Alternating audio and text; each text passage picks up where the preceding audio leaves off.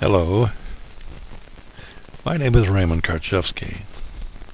This is coming to you from my home here in Cave Junction, Oregon. It's an important subject, one of life and death, so pay close attention.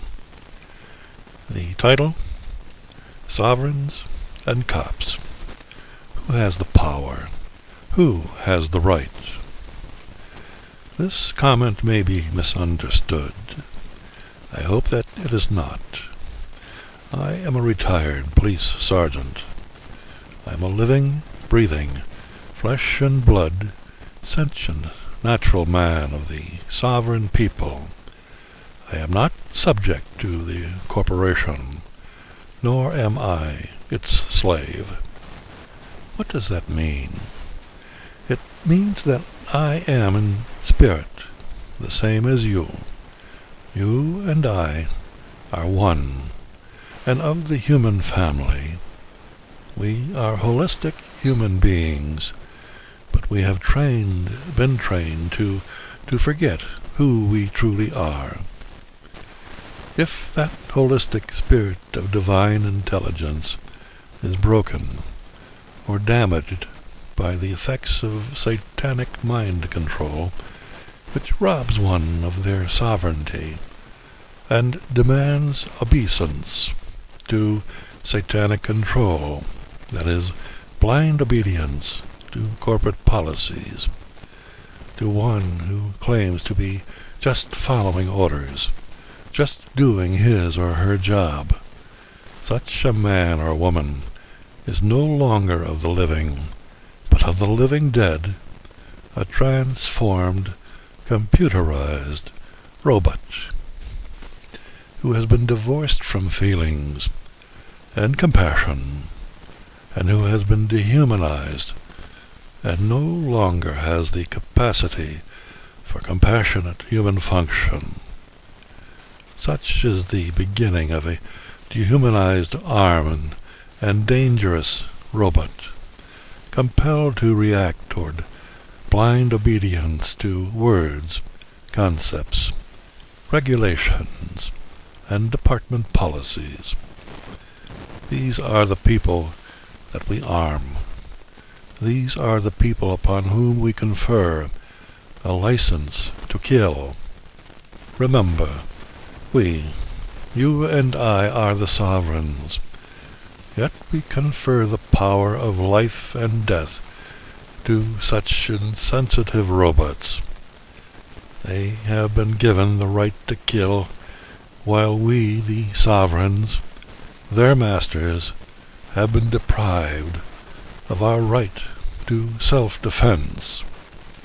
Bottom line is this: there are more of us than there are of these armed, insensitive robots. We have the right to self-defense. There are plenty of guns in our society, yet it is satanic mind control that strikes fear in the hearts and minds of a victim-like populace who go through life catatonic with fear at the prospect of seeing a uniformed cop bearing down on them with red lights flashing and guns drawn. 9 years ago, on September the 5th, 2002, I was taken at gunpoint by Josephine County, Oregon Sheriff's deputies for a traffic stop originating from a high beam violation and my subsequent demand to travel in my private automobile, as I had rescinded my previous Oregon driver's license in 1999. Google The Patriot and the Pirate and The Patriot and the Pirate Part 2, and you will hear or see and read the story. Thus led to the fiasco of the state of Oregon and county of Josephine, holding me hostage for the presumed crimes of a fictional juristic person, a non-living entity over which the fictional court had jurisdiction, but they required this living body to weave their fictional spell to complete their satanic jurisdiction, a spiritual crime over those who are considered ignorant humanity.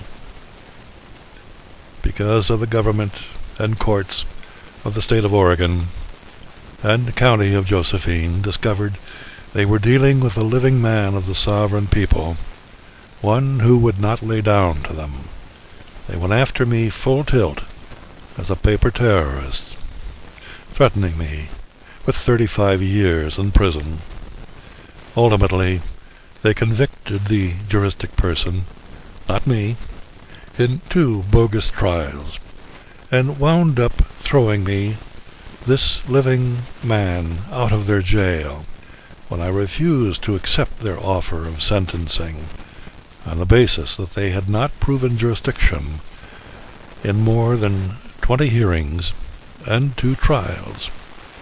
Since the day they threw me out of their jail, I have not spent another day in their custody, even though I continue to do the very same things for which I was originally arrested.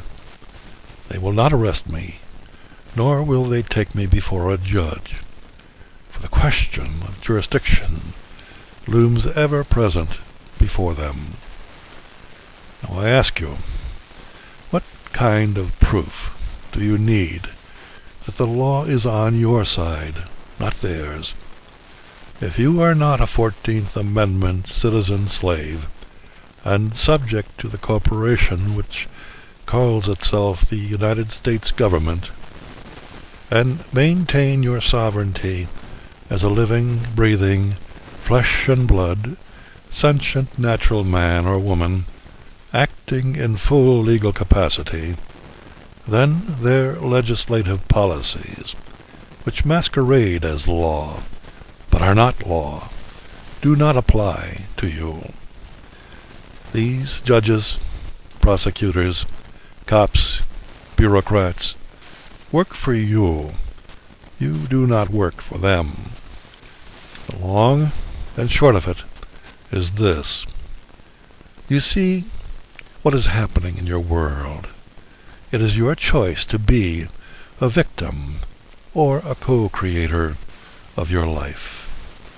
Arm yourselves and know that you have the right to use self-defense for yourselves and in the defense of another who is incapable of protecting themselves. If you are in danger of death and or of great bodily harm at the hands of another, in spite of the fact that they are wearing a uniform, exercise that right to self-defense. When such robots begin to consider the actual consequences of their actions, perhaps they will consider another form of employment. If not, they cannot win the war of attrition that they have declared and inflicted upon millions and millions of armed American sovereign people. Many will die in the coming days when, at last resort, government will declare martial law. They will be the victims who cannot surmount their ignorance and their fear. To those who wake up, their own intelligence shall be their savior. In satanically ruled societies, it has always been this way. There has always been the victims and the survivors. Which shall you be?